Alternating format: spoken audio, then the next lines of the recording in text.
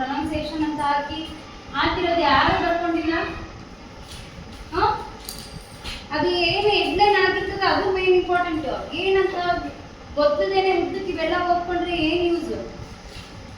ಪ್ರೀತಮ್ ನಿನ್ನೆ ನೀನು ಬಂದಿರ್ಲಿಲ್ಲಲ್ಲ, ಆಮೇಲೆ ಒಂದ್ಸರಿ ಯಾವ್ದಾದ್ರು ನೋಡ್ಕೊಂಡು ಬರ್ಕೋ. ಅದಾಗಿದ ನಂತರ ಒಂದ್ಸರಿ ನಿನಗೆ ಅರ್ಥ ಆದ್ರೆ ಓಕೆ, ಅರ್ಥ ಆಗಿಲ್ಲ ಅಂದ್ರೆ ನನ್ನ ಹತ್ರ ಬಂದು ಕೇಳು ಹೋಗುವಾಗ. ಗೊತ್ತಾಯ್ತಾ? ಸಾಂಗ್ಸ್ ಮತ್ತೆ ಇನ್ನೊಂದು ಏನಂತ ಬರ್ತಿದ್ದೆ ನಾನು, ಪ್ರೊನೌನ್ಸಿಯೇಷನ್ಸ್ ಅಂತ ಬರ್ದಿದ್ದೆ, ಹೌದಾ? ಮತ್ತೆ ಅದೆಲ್ಲ ಬರ್ಕೊಳ್ಳೋದು ಬಿಟ್ಟು ಸುಮ್ಮನೆ ಉದ್ದಕ್ಕೆ ಇವೆಲ್ಲ ಬರೆದ್ರೆ ಏನು ಉಪಯೋಗ? ಬರ್ಕೊಳ್ಳುವಾಗ ಕೇರ್ಫುಲ್ ಆಗಿ ಪ್ರತಿಯೊಂದನ್ನು ಕೂಡ ಮಿಸ್ ಮಾಡದೆ ಬರ್ಕೊಳ್ಳಿ. ಬೋರ್ಡ್ ಮೇಲೆ ಏನಿರ್ತದೆ ಡೇಟು ಜೊತೆಗೆ ವಾರ ಕಂಪಲ್ಸರಿ ಹಾಕೊಳ್ಳೋದು ಕಲಿ. ಇವತ್ತೇನು ಮಾಡಿದ್ರಿ, ಇವತ್ತೇನು ಹೇಳಿದ್ರು ಅದೆಲ್ಲ ಕೂಡ ಕಂಪಲ್ಸರಿ ಹಾಕೊಳ್ಳೋದು ಕಲಿ. ನಿನ್ನೆ ನಾವು ಏದಿಂದ ಎಲ್ಲಿವರೆಗೂ ನೋಡಿದ್ವಿ? ಸಾಧು ಪಿ ವರೆಗೂ ನೋಡಿದೀವಿ, ಹೌದಾ? ಎ ಇಂದ ನಾವು ಎದ್ದೇಳಪ್ಪ, ಎದೊಳಗೆ ಏನೇನು ಬಂದಿದೆ ಓದ್ಕೊಂಬರಿ ಅಂತ ಹೇಳಿದ್ದೇನೆ. ಏನೇನು ಬಂದ ಎದ್ದೇಳ,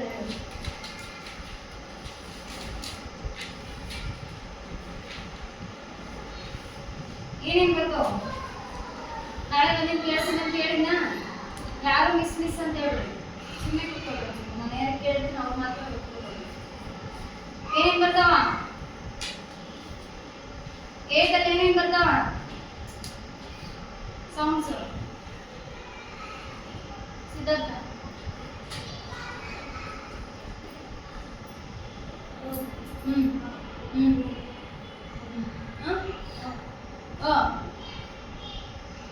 ಹಂಗೆ ಹೇಳಿದ್ನ ನಾನು ನಿನ್ನೆ? ಹಂಗೆ ಹೇಳಿದ್ನ? ಕೇಳಿಸ್ಕೊಳ್ತೀಯ? ಏನ್ ಕೇಳಿಸ್ಕೊಂಡಿದ್ಯ ಹೇಳು. ಹಾಗೆ ಇಟ್ ಟೇಕ್ಸ್ ಸಮ್ ಟೈಮ್, ಸ್ವಲ್ಪ ಟೈಮ್ ತಗೊಳುತ್ತೆ. ಅದನ್ನ ಬಿಡಿಸಿ ಬಿಡಿಸಿ ಹೇಳಿರ್ತಾರೆ ಸಣ್ಣರಿದ್ದಾಗಿಂದ. ಈಗಲೂ ಕೂಡ ಹೇಳ್ತಾ ಇದ್ದೀವಿ. ಆ ಇ ಈ ಅಲ್ಲ, ಆ ಇ ಈ, ಹೌದಾ? ಹಂಗೆ ಬಿಡಿಸಿ ಹೇಳೋದನ್ನ ರೂಢಿ ಮಾಡ್ಕೊಳ್ಳಿ. ಅದೇ ಅಭ್ಯಾಸ ಇಷ್ಟು ದಿನ ಕಲ್ತು ಬಂದಿರಲ್ಲ, ಅದು ಹೋಗೋವರೆಗೂ ನಾವು ಮುಂದಿನ ಇದನ್ನ ಸಿಲೆಬಸ್ ಹೋಗಲ್ಲ. ಕಂಪಲ್ಸರಿ ಅದು ನಿಮ್ಗೆ ಈಗ ಆಗ್ತಾ ಇರೋದು ಏನೈತಲ್ಲ ಬೇಸಿಕ್, ನಿಮ್ ಲೈಫಲ್ಲಿ ದಿನಾ ಓದಿರ್ಬೇಕದ. ಅದ್ರ ಸಲುವಾಗಿ ಪದೇ ಪದೇ ಹೇಳ್ತೀನಿ ಹೇಳ್ತೀನಿ. ಮತ್ತೆ ಇವತ್ತು ಕೂಡ ನೀವು ಕಲಿತೀರಿ, ನಾಳೆ ಮುಂದಕ್ಕೆ ಹೋಗಿದ್ದ ಅದರೊಳಗೆ ಏನೈತಿ ಅಂತ ಮರ್ತು ಹೋಗ್ತೀರಿ. ಇಷ್ಟು ದಿನ ನಿಮ್ಮ ಸ್ಕೂಲಲ್ಲಿ ಏನು ಮಾಡಿರಲ್ಲ ಅದೇ ಮಾಡಿ ಮತ್ತೆ ಮರ್ತು ಹೋಗ್ತೀರಿ. ಅದ್ರಲ್ಲಿ ಏನು ಇಂಪಾರ್ಟೆಂಟ್ ಇಲ್ಲ ಅಂತ ಚೇರ್ ಅಳವಡಿಸ್ಬೇಕು. ಗೊತ್ತಾಗ್ತದ? ನಾವೇನು ಹೇಳಕತ್ತಿಲ್ಲ, ಇದು ನಿಮ್ಗೆ ಲೈಫ್ ಟೈಮ್ ಯೂಸ್ ಇರೋವಂಥವು ಪ್ರತಿಯೊಂದು ಕೂಡ. ಈ ಕೀಕಿ ಇಷ್ಟು ದಿನ ಕಲ್ತಿರೋದಾಗಿರ್ಬೋದು, ಐ ಈ ಕಲ್ತಿರೋದಾಗಿರ್ಬೋದು, ಕಗನೆ ಕಲ್ತಿರೋದಾಗಿರ್ಬೋದು, ಮೇನ್ ಥಿಂಗ್ ಅವೆಲ್ಲ ಮೇನ್ ನಾಲೆಜ್ ಅವೇ ಇರೋದು.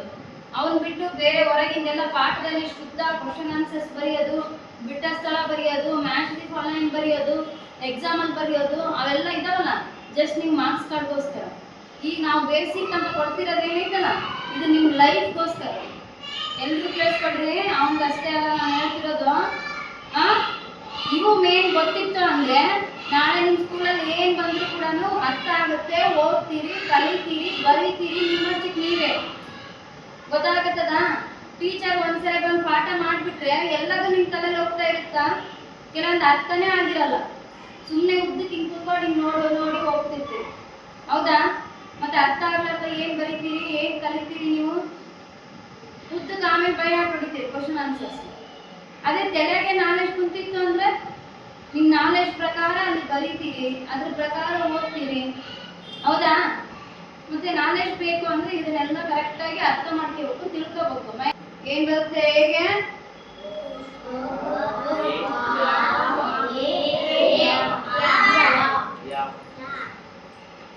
ಇದಕ್ಕೆಲ್ಲ ಏನ್ ಬರ್ತದ ಅಂತಂದ್ರೆ ನೀವೇ ಬರೀತಿದ್ರಿ. ಬಸವ ಅಂತ ಬರೆದ್ರೆ ಅದಕ್ಕೆ ಏನ್ ಬರ್ತದ? ಬಸವ ಅಂದ್ರೆ ಬಿ ಎ ಬಂದದಿದೆ. ಎ ಬಂದಾಗ ಅಂತ ಸೌಂಡ್ ಮಾಡಕತ್ತೀವಿ, ಹೌದಾ? ಎಸ್ ಎ ಬಂದಾಗ ಇದು ಕೂಡ ಎ ಬಂದಾಗ ಅಂತ ಸೌಂಡ್ ಮಾಡಕತ್ತೀವಿ. ಬಸವ ಒಕ್ಕ ಕೂಡ ಸೌಂಡ್ಗೆ ಎ ಬರೀತೀವಿ. ಪ್ರೀತಮ್ ಕೇಳಿಸ್ಕೊ. ಅದೇ ತರ ಆ ಸೌಂಡ್ಗೆ ರಾಜ ಅಂತ ಬರೆದು ತೋರಿಸಿದ್ದೆ. ರಾಜ RAJA ರಾಜ ರಾ ಅಂತ ಬರೆದು ತೋರಿಸಿದ್ದೆ ನಾನು, ಹೌದಾ? ಆ ಸೌಂಡ್ ರಾಜ ಅಂತ ಬರುವಾಗ ರಾಕ RA ಸೌಂಡ್ ಬಂದ್ರು ಆ ತರ ಸೌಂಡ್ ಆಗುತ್ತೆ ಅಂತ. ಎ ಅಕ್ಷರ ಬಂದ್ರು ಆ ಸೌಂಡು ಬರುತ್ತೆ ಅಂತ ಹೇಳಿದ್ದೆ, ಹೌದಾ? ಈಗ ಅದೇ ತರ ಎ ಸೌಂಡ್ಗೆ ಏನ್ ಬರ್ಸಿದ್ದೆ ನಾನು? GATE ಗೇಟ್ ಅಂತ ಬರ್ಸಿದ್ದೆ, ಹೌದಾ? ಗೇಟ್ ಎ ಸೌಂಡ್ ಹೌದಾ? ಎ ಬಂದದಿಲ್ಲ, ಘಾಟ್ ಅಂದ್ವೇನ ಗೇಟ್ ಅಂತ ಹೇಳಕತ್ತೀವಿ. ಎ ಬಂದದ, ಇವೆಲ್ಲದು ಬಿಟ್ಟು ಎ ಅಂತಂದ ಹೇಳ್ಬೋದಲ್ರಿ ಅನ್ನಕ್ಕೆ ಅಂದೈತನ? ಇಲ್ಲ ತಾನೆ? ಏನಂತ ಹೇಳಿತ್ತು? ಎ ಸೌಂಡ್ ಬಂದಿತ್ತು. ಅದೇ ತರ ಆ ಸೌಂಡ್ ಎಲ್ಲಿ ಬರ್ತದ? ಆಪಲ್ ಆ ಸೌಂಡ್, ಹೌದಾ? ಮತ್ತೆ ಆಡ್ ಆ ಸೌಂಡ್. ಇದ್ರಂಗೆ ಎಷ್ಟು? ಕ್ಯಾಟ್, ಅವಾಗ ಹೇಳಿದ್ರಲ್ಲ ಕ್ಯಾಟ್ ಅಂತ. ಎ ಬಂದದ, ಇಲ್ಲಿ ಎ ಬಂದ್ರೆ ನಾವು ಅದನ್ನ ಕಾಟ್ ಅನ್ನಕತ್ತೀವೇನ? ಕ್ಯಾ ಆ ಅಂತ ಸೌಂಡ್ ಕೊಡಕತ್ತೀವಿ, ಹೌದಾ? ಆ ಸೌಂಡ್ ಕೊಡಕತ್ತೀವಿಲ್ಲ. ಮತ್ತೆ ಈ ತರ ಎ ಬಂದಲ್ಲೆಲ್ಲ ಇಷ್ಟು ಉಚ್ಚಾರಗಳು ಬರ್ತವೆ ಅಂತ ಹೇಳ್ತಿರೋದು. ಅದ್ರಾಗೆ ನಿನ್ನೆ ಎಲ್ಲೋ ಹೇಳ್ಕೊಟ್ಟಿರ್ತಿಲ್ಲ, ಮತ್ತೆ ಅವನ್ನ ಓದ್ಕೊಂಡು ಬರ್ಬೇಕ ಅಂತ ನಿನ್ನೆ ಒಂದೊಂದಕ್ಕೂ ಕೂಡ ಅರ್ಥ ಮಾಡಿಸಿ ಮತ್ತೆ ಮುಂದಿನ ಏನ್ ಹೇಳುತ್ತೆ ನಿಮ್ಗ? ಓದ್ಕೊಂಡು ಬರ್ರಿ ಚಂದಾಗಿ ಅಂತ ಹೇಳುತ್ತೆ, ಹೌದಾ? ಮತ್ತೆ ಈಗಲೂ ಕೂಡ ಏನ್ ಮಾಡಿರಿ? ಹಂಗೆ ಬರ್ತೀರಿ. ಬಿ ಸೌಂಡ್ ಎಲ್ಲರಿಗೂ ಗೊತ್ತೇ ಇರುತ್ತೆ. ಬಿ ಅಂತ ಬಂದ ಕೂಡಲೇ ಬ ಅಂತ ನೀವು ಉಚ್ಚಾರ ಮಾಡ್ತೀರಿ ಸೀದಾ ಕೂಡ. ಅದೇ ತರ ಸಿ ಗೆ ಏನೇನ್ ಬರ್ತಾವ?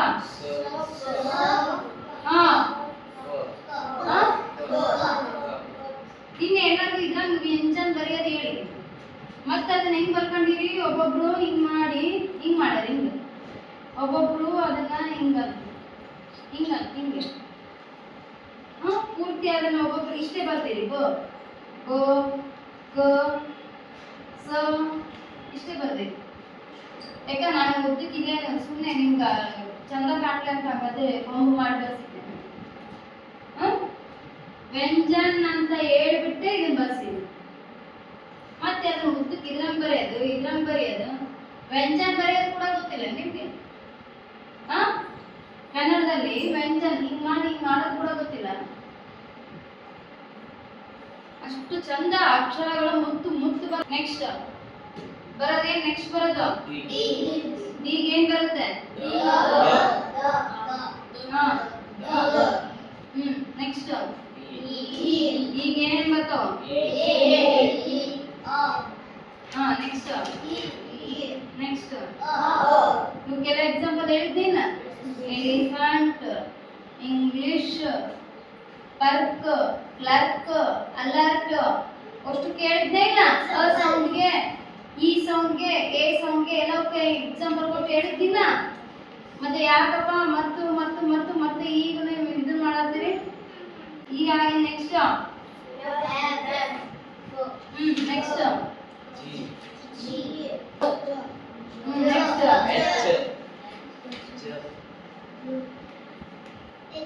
ಹೇಳಿದ್ದೇ ಇಲ್ಲ. ಗಕ್ ಸೌಂಡು, ಜಕ್ ಸೌಂಡ್ ಎಲ್ಲ ಹೇಳಿದ್ದೀನ. ಜಿಂಜರ್, ಗಿಂಗರ್ ಅಲ್ಲ ಜಿಂಜರ್ ಅಂತ ಹೇಳ್ಬಿಟ್ಟು ಹೇಳಿದ್ದೀನ. ಜ ಸೌಂಡ್ ಬೇರೆ, ಗ ಸೌಂಡ್ ಬೇರೆ ಅಂತ ಹೇಳಿದ್ದೀನ. ಮತ್ತೆ ಏನು? ನೆಕ್ಸ್ಟ್ ಐ ಏನ್ ಬರುತ್ತೋ?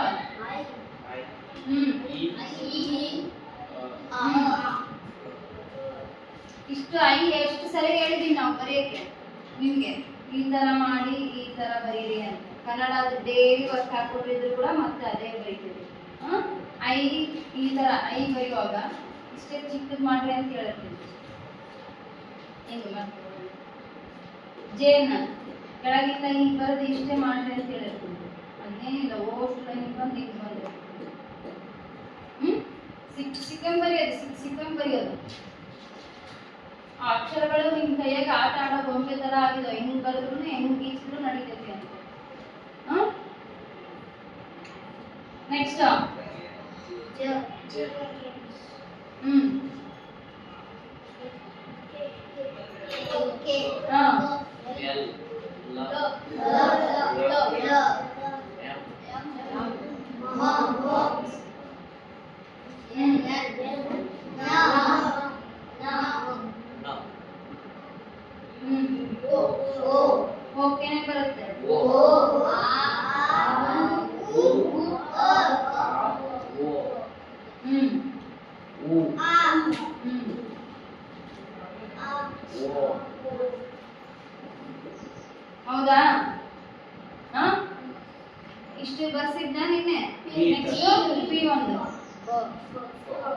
ಫೋ ಅಲ್ಲ ಫೋ ಅಷ್ಟೇ ಫೋ ಇಲ್ಲಿ ಬರ್ತದೆ ಹಿಂಗೆ ನಾನು ಫೋ ಬರ್ತಿದ್ದಲ್ಲ ಅಲ್ಲಿ ಹೌದು ಅದು ಪಿ ಎಚ್ ಬಂದಾಗ ಫೋ ಬರೋದು ಬಟ್ ಎಫ್ ಬಂದಾಗ ಫೋ ಅಂತಾರ ಬರ್ಸಿದ್ದಿಲ್ಲ ಇಷ್ಟು ನೆನಪಿದವ ಮತ್ತೆ ಇನ್ನೊಂದ್ಸರಿ ಹೇಳಿನಿ ಇನ್ನೊಂದ್ಸರಿ ತೋರ್ಸಕತ್ತೀನಿ ಅಂತ ಆಗ್ಯದ ಇಲ್ಲಿಗೆ ಈಗ ನೆಕ್ಸ್ಟ್ ಬರೋದೇನು ಕ್ಯೂ ಕ್ಯೂಗೆ ಏನ್ ಬರುತ್ತೆ ವ ಏನಂತೀವಿ ಕ್ಯೂ ಬಂದಲೆಲ್ಲ ಅದ್ರ ಜೊತೆ ಯಾವಾಗ್ಲೂ ಕ್ಯೂಗೆ ಯು ಸೌಂಡ್ ಬಂದಿರುತ್ತೆ ಕ್ಯೂ ಯು ಅವಾಗ ಕ ಆಗುತ್ತೆ ಇಲ್ಲಾಂದ್ರೆ ಬರೀ ಕನೂ ಆಗುತ್ತೆ ಕ ಮತ್ತೆ ವ ಎರಡೂ ಬರುತ್ತೆ ನೆಕ್ಸ್ಟ್ ಕ್ಯೂ ಆದ್ಮೇಲೆ ಬರೋದು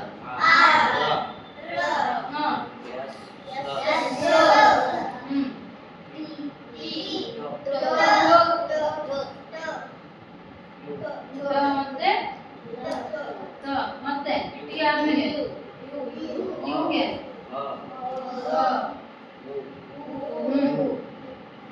ಮತ್ತೆ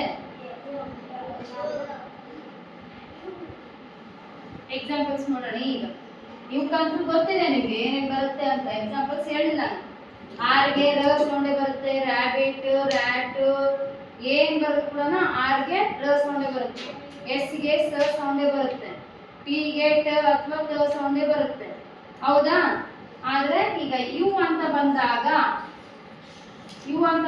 ಏನ್ ಸೌಂಡ್ ಬರುತ್ತೆ ಅಂತ ಹೇಳಿದ್ರೆ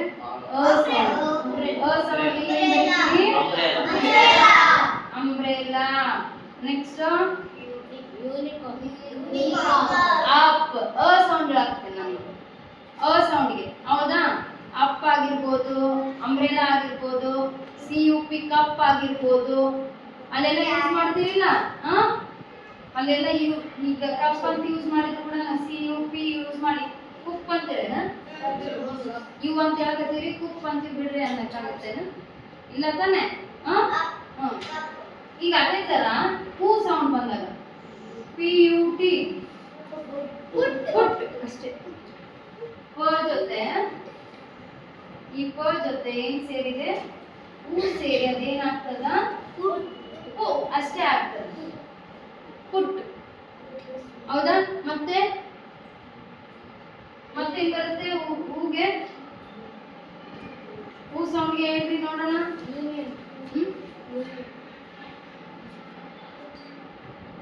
ಮತ್ತೆ ಹೂ ಅಷ್ಟೇ ಬರೋದು ಹೂ ಕುಸುಮ ಬರೀತೀರಿಲ್ಲ ಕುಸುಮ ಹೆಸರುಗಳು ಬರೆಯೋದ್ನಾಗ ಹೂ ಹೆಸರು ಬರೆಯುವಾಗ ಇವೆ ಯೂಸ್ ಆಗೋದು ನಿಮ್ಗೆ ಹೌದಾ ಇವೇ ಶಬ್ದಗಳು ಯೂಸ್ ಆಗ್ತಾರಿಲ್ಲ ಹೆಸರು ಬರೆಯುವಾಗ ಕುಸುಮ ಉಮಾ ಸುಮಾ ಉಷಾ ಬರೀತೀರಿಲ್ಲ ಇವೆಲ್ಲ ಏನಾಗ್ತಾವ ಹೂ ಸೌಂಡ್ಗೆ ಎಕ್ಸಾಂಪಲ್ ಆಗ್ತವೆ ಈಗ ಅದೇ ತರ ಯು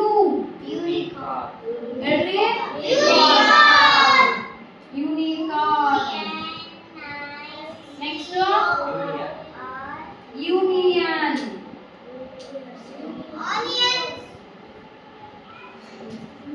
ಯೂನಿವರ್ಸಿಟಿ ಯೂನಿಫಾರ್ಮ್ ಯೂನಿಫಾರ್ಮ್ ಮತ್ತೆ ಯೂನಿಕ್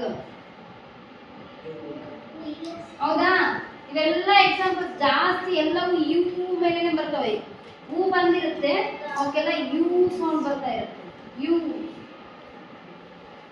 ಯು ಅಂತ ಹೇಳ್ತಾ ಇರ್ತೀವಿ ಹೌದಾ ಹೂ ಉನಿಕಾರ್ನ್ ಉನಿಯನ್ ಯೂನಿವರ್ಸಿಟಿ ಯೂನಿಫಾರ್ಮ್ ಅಂತ ಹೇಳಲ್ಲ ಅದು ಹೌದಾ ಯೂನಿಕ್ ಅದನ್ನೇ ನಾವು ಏನಂತ ಹೇಳತ್ತೀವಿ ಯು ಹೌದಾ ಸೌಂಡ್ ಬರಲ್ಲ ಮತ್ತೆ ಅನಿಕಾರ್ನ್ ಅನಿಯನ್ ಯೂನಿವರ್ಸಿಟಿ ಅನಿಕ್ ಅನಿಫಾರ್ಮ್ ಅಂತ ಹೇಳಲ್ಲ ಯು ಅಂತ ತಗೊಳ್ತೀವಿ ಅದಕ್ಕೆ ಏನಿದೆ ಅಲ್ಲ ಇವೆಲ್ಲವೂ ಕೂಡ ಈ ತರ ಸೌಂಡ್ ಬರೋದು ಗೊತ್ತಾಯ್ತಾ ನಿಮಗೆ ನೆಕ್ಸ್ಟ್ ಇವಕ್ಕೆಲ್ಲ ಎಕ್ಸಾಂಪಲ್ ಕೊಟ್ಟು ಹೇಳಿದೀನಿ ನಿನ್ನೆ ನಿಮ್ಗೆ ಇವಕ್ಕೆ ಎಕ್ಸಾಂಪಲ್ಸ್ ಬರೆಸಲಿಲ್ಲ ಅಲ್ಲ ಬರೀ ಇವನಷ್ಟೇ ಬರ್ಸಿದ್ದೆ ಇವನ್ ಫಸ್ಟ್ ಓದ್ರಿ ಅಂದ್ರೆ ಗೊತ್ತಾಗ್ತದೆ ನೆಕ್ಸ್ಟ್ ಬರೋದೇನು ವಿಗೆ ವಿ ಅಲ್ಲ ತರ ಹ ಸೌಂಡ್ ಬರುತ್ತೆ. This V ಇದು ವ ಅಂತೀವಿ. V ಕೂಡ ಬರ್ತದೆ. ಬರಲ್ಲ ವ ಅಷ್ಟೇ ಅದು. ಇದು ವಾ ವ ಜೊತೆ ಅ ಸ್ವಲ್ಪ ಸೇರುತ್ತೆ. ವಾಚ್ ಹೌದಾ? ಅದೇ ತರ ವಾ ಆ ತರ ಹ ಸೌಂಡ್ ಸ್ವಲ್ಪ ಸೇರಿಸ್ತದ. ಹಂಗಾಗಿ ಇದಕ್ಕೆ ವಿಚ್ ವಾಟ್ ಎಲ್ಲವೂ ಬರುವಾಗ ಅಲ್ಲಿ ಅಂದ್ರೆ WH ಬರುತ್ತೆ. ಓಕೆ, ಆದ್ರೆ ಇದು ಏನಾಗುತ್ತೆ, ಇದು ಇದು ವ್ಯಾನ್ ಬರುತ್ತೆ. ಇದು ವ್ಯಾನ್ ಅಂದಾಗ ಇದನ್ನ walks wax WH wax. So ಸ್ವಲ್ಪ ಏನಾಗುತ್ತೆ, ಇದು ಸೌಂಡ್ ಸೇರಿಸುತ್ತೆ ಅಲ್ಲಿ, ಅದಕ್ಕೋಸ್ಕರ ಆ ತರ ಕೊಟ್ಟಿದ್ವಿ. ಸಾಕು. ನೆಕ್ಸ್ಟ್ ಏನ್ ಬರುತ್ತೆ? ಎಕ್ಸ್ ಗೆ ಝ ಝ ಆ ಥರ. ಎಕ್ಸ್ಮಾಸ್ ಟ್ರೀ ಹೌದಾ?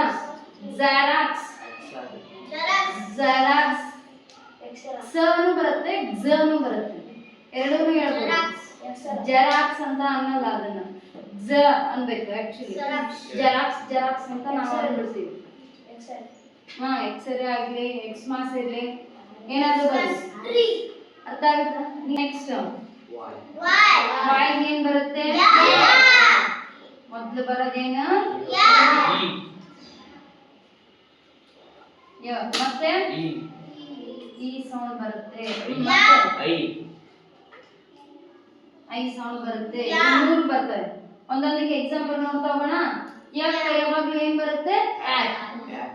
ಆಕ್ ಹೆಂಗೆ? ವಾಯ್ ಎ ಕೆ ಆಕ್ ಅಂದಾಗ ಇಲ್ಲಿ ವಾಯ್ ಜೊತೆ ಎ ಬಂದ್ಬಿಟ್ಟು ಆ ಸೌಂಡ್ ಕೊಡುತ್ತೆ. ಯಾಕ್ ಅಂತ ಹೇಳ್ತೀವಿ. ಆಕ್ ಆಚ್ ಏನ್ ಬಂದ್ರು ಕೂಡ ಅಲ್ಲಿ ಏನ್ ಬರುತ್ತೆ? ಯ ಸೌಂಡ್ ಬಂದಿರುತ್ತೆ. ಯಮನೂರ ಅಂತ ಹೇಳುವಾಗ ಯ ಸೌಂಡ್ ಕೊಡ್ತೀವಿ. ಹೌದಾ? ಅರ್ಥ ಆಗ್ತದ? ಆಮೇಲೆ ಮತ್ತೆ ಏನಾದ್ರೂ ಬಂದ್ರೆ ಬೇರೆ ಬೇರೆ ವಾಯೆ, ಈಗ ಒಂದ್ ಹೆಸರು ಬಸ್ ಅಯ್ಯ ಅಂತ ಬಂದಾಗ ಬರುತ್ತಿಲ್ಲ, ಅದು ಬರುತ್ತಿಲ್ಲ. ಅದೇ ತರ ಈಗ ಏನ್ ಬರುತ್ತೆ? ಈ ಎಲ್ಲಿ ಬರುತ್ತೆ? ಈ ಸೌಂಡ್ ಬಂದು ಬರ್ತೀವಲ್ಲ, ಈ ಸೌಂಡ್ ಯಾವಾಗ ಬರುತ್ತೆ?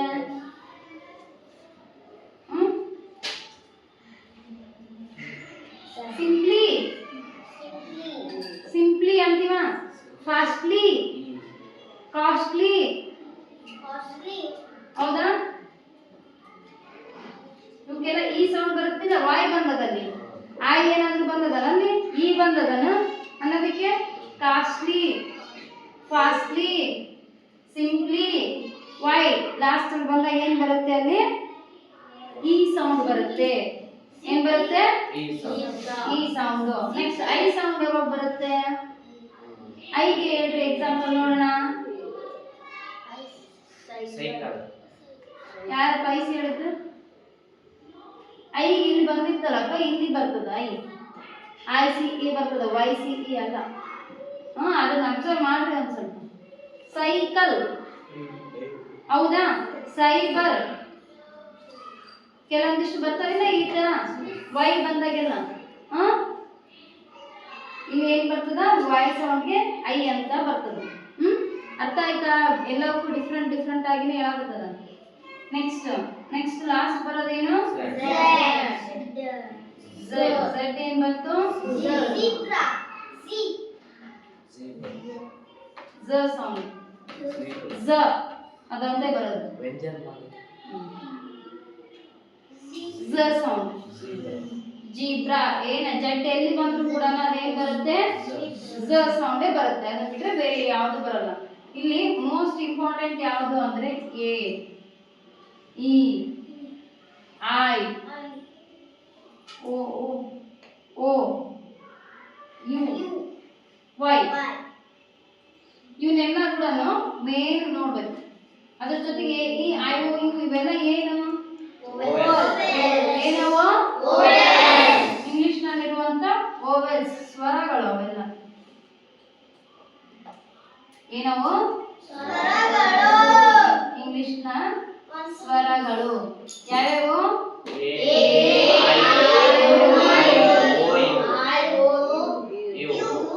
ಇವು 5 ಅಂದ್ರೆ ಅದ್ರ ಜೊತೆಗೆ ವಾಯ್ ಒಂದು, ಜ ಜಸ್ಟ್ ನಿಮಗೆ ಸ್ವಲ್ಪ ಜಾಸ್ತಿಯಾಗಿ ತೂಕ ಕೊಡುತ್ತೆ. ಅದಕ್ಕೋಸ್ಕರ ಅದನ್ನು ತಗೊಂಡಂಗೆ ಉಳಿದಿರೋವೆಲ್ಲ ಏನಿದಾವೆ ಸಿಂಪಲ್ ಆಗಿ ಒಂದೊಂದೇ ಎರಡೆರಡೆ ಇದ್ರ ಅದಾವ. ಹಂಗೆ ಅವು ಸಡನ್ ಆಗಿ ನಿಮಗೆ ಗೊತ್ತಾಗ್ಬಿಡ್ತವೆ.